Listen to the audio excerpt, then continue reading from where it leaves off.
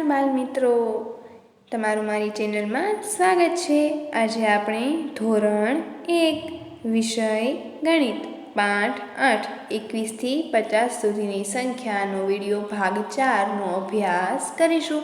આપણે આગળ વિડીયો ભાગ 1 અને 2નો અભ્યાસ કર્યો, તો ચાલો ભણીએ 41થી 50 સુધીની સંખ્યાઓ।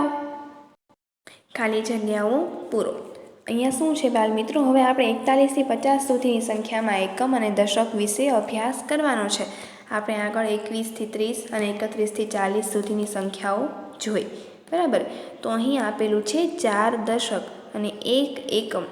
તો એકમ અને દશક એટલે કે એક વખત 10 સંખ્યા ભેગી થાય તો એક દશક થયું કહેવાય, બરાબર।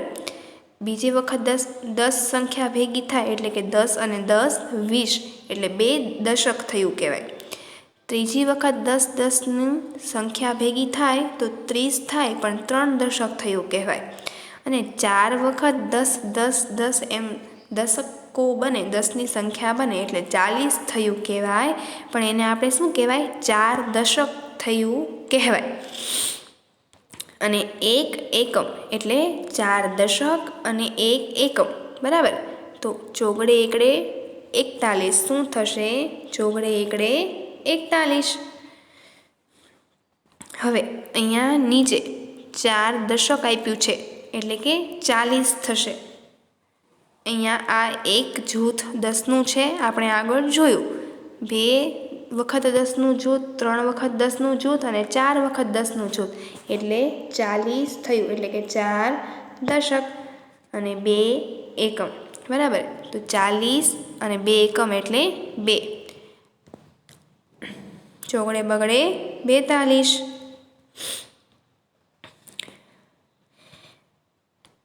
હવે જોઈએ ત્રીજું।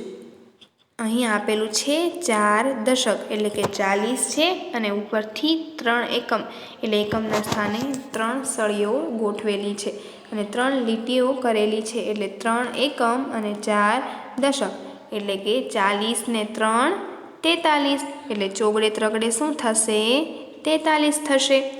હવે અહીં 4 દશક આપ્યું છે પણ આવી રીતે 10 10ના 4 જૂથ દર્શાવેલા નથી, તો અહીં તમારે 10 10ના 4 જૂથ દર્શાવવાના રહેશે આ રીતે। અને 4 એકમ એટલે એકમના સ્થાને 4 સળીઓ આપેલી છે, 4 લીટીઓ દોરેલી છે એટલે 4 દશક અને 4 એકમ એટલે 40 થશે અને 40 ને 4 શું થશે, 44। તો તમારે આ ખાનામાં 44 લખવાનું છે। હવે 4 દશક, બરાબર, એટલે કે 10 10ના 4 જૂથ આપેલા છે અને 5 એકમ આપેલું છે, પણ એકમના સ્થાને લીટીઓ દોરેલી નથી, સંખ્યા જ આપેલી છે। તો અહીં આપણે 1 2 3 4 અને 5 આપણે સળીઓ દોરી દઈશું। તો 4 દશક એટલે કે 40 અને 5 એટલે કે 45, 40 ને 5 45 એટલે ચોગડે પાંચડે શું થશે, 45। હવે એની પછીનું જોઈએ 4 દશક એટલે કે 40, એક દશક એટલે 10 થાય, 2 દશક એટલે 20 થાય, બરાબર। એ જ રીતે 4 વખત 10 10ના જૂથ એટલે 40, બરાબર। અને અહીં એકમના સ્થાને સંખ્યા લખેલી છે કે 6 એકમ પણ સળીઓ દોરેલી નથી, તો આપણે ત્યાં 6 સળીઓ દોરી દઈશું। 1 2 3 4 5 અને 6, તો 6 સળીઓ દોરી દીધી। 40 અને 6 46, તો અહીં લખીશું આપણે 46। હવે લખીશું 4 દશક। તો 4 દશક એટલે 10 20 30 અને 40, બરાબર। 40 થયા 4 દશક એટલે, અને અહીંયા 7 એકમ લખેલું છે, 7 એકમ અને અહીંયા સ્થાને 7 સળીઓ પણ દોરેલી છે। તો એકમના સ્થાને 7 અને દશકના સ્થાને 4 એટલે ચોગડે સાતડે 47। હવે જોઈએ 4 દશક। 4 દશક એટલે 10 10ના 4 જૂથ, બરાબર। અહીંયા તમારે દોરવાના છે કેમ કે ત્યાં આગળ દોરેલા નથી। અને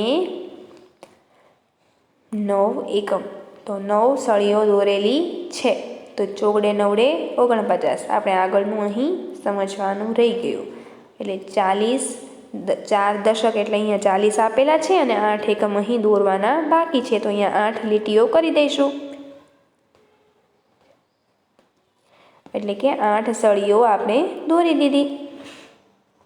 એકમના સ્થાને 8 અને દશકના સ્થાને 4, તો 40 અને 8 48.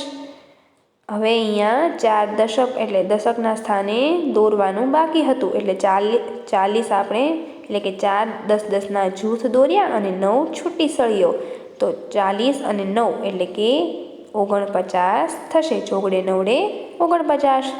હવે જુઓ અહીં 4 દશક તો આપેલા જ છે, કેમ કે એક વખત 10 સળી ભેગી થાય તો 1 દશક બને, 2 વખત 10 સળી ભેગી થાય તો 2 દશક બને, એમ 4 વખત 10 10 સળી ભેગી થાય તો 4 દશક તો બન્યા જ છે અહીં.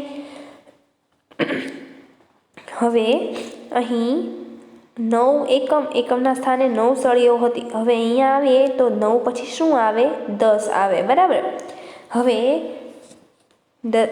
અહીં પાછું 1 દશક બની ગયો, કેમ કે 9 પછી શું આવ્યું? 10, બરાબર. તો 10 સળીઓ ભેગી થતાં શું બની જાય? 1 દશક બની જાય.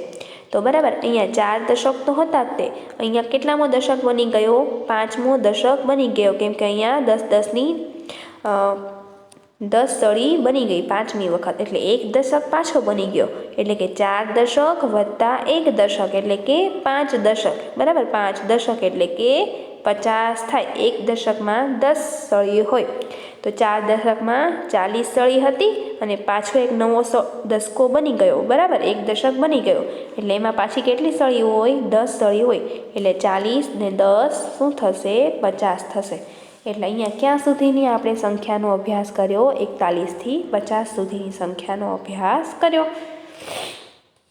હવે આપણે આગળ જોઈએ કે ખૂટતા અંક લખો. અહીં ખૂટતા અંક લખવાના કીધા છે, તો અહીં 1 થી 50 સુધીની સંખ્યા સમાય એટલું અહીં ખાનું આપેલું છે, તેમાં આપણે 1 થી 50 સુધીની સંખ્યાઓ લખવાની છે.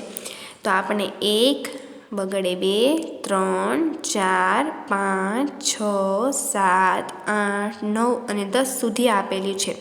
હવે અહીંયા 11મી લાઈનથી બે એકડા 11થી અમુક ખાનાઓ ખાલી આપેલા છે, જેમાં આપણે એકડા લખીશું. તો 11 પછી શું આવે?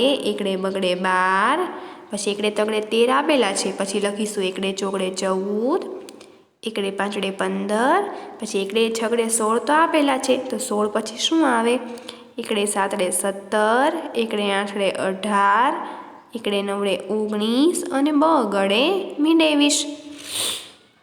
20 પછી શું આવે? 21ની લાઈન આવે, બરાબર. તો બગડે એકડે 21, પછી આપણને 2 બગડા 22 તો આપેલું જ છે, એટલે હવે આપણે લખીશું બગડે તગડે 23, બગડે ચોગડે 24, બગડે પાંચડે 25, બગડે છગડે 26, પછી બગડે સાતડે 27 તો આપણને અહીં લખેલું છે. તો હવે આપણે શું લખીશું? 27 પછી શું આવે? બગડે આઠડે 28, બગડે નવડે 29 અને ત્રગડે મીંડે 30. તો ક્યાં સુધી લખ્યું આપણે? ત્રગડે મીંડે 30 સુધી. હવે ત્રગડે મીંડે 30 પછી કઈ લાઈન શરૂ થાય? ત્રગડાની, એટલે કે 31 વાળી, બરાબર. તો અહીંથી લખીશું ત્રગડે એકડે 31, ત્રગડે બગડે 32, 2 ત્રગડા 33, ત્રગડે ચોગડે 34, ત્રગડે પાંચડે 35, ત્રગડે છગડે 36, ત્રગડે સાતડે 37 અને ત્રગડે આઠડે 38 અહીં આપણને આપેલું છે. તો હવે પછીના ખાનામાં લખીશું ત્રગડે નવડે 39 અને ચોગડે મીંડે 40. તો આપણે અહીં આ રીતે એકડા ખાલી જગ્યામાં ભરવાના છે. તો 40 પછી 41ની લાઈન આવે, તો ચોગડે એકડે 41, ચોગડે બગડે 42, પછી ચોગડે ત્રગડે 43 આપણને અહીં આપેલું છે, તો લખીશું ચોગડે પાંચડે 45, ચોગડે છગડે 46, ચોગડે સાતડે 47, ચોગડે આઠડે 48, ચોગડે નવડે 49 આપેલું છે. અને હવે અહીંયા લખીશું ચોગડે નવડે 49 આપણને આપેલું છે, તો આપણે અહીં શું લખીશું? 5 વડે મીંડે 50. તો આપણે ક્યાં સુધીની સંખ્યા શીખ્યા? 1 થી 50 સુધીના સંખ્યા શીખ્યા અને 1 થી 50 સુધીના આપણે એકડા અહીં લખી દીધા. બરાબર. તો બાળમિત્રો, આપણે અહીં પાઠ 8 21 થી 50 સુધીની સંખ્યાઓ પૂર્ણ થાય છે. આગળનો પાઠ આપણે આવતા વિડીયોમાં ભણીશું. ત્યાં સુધી આવજો.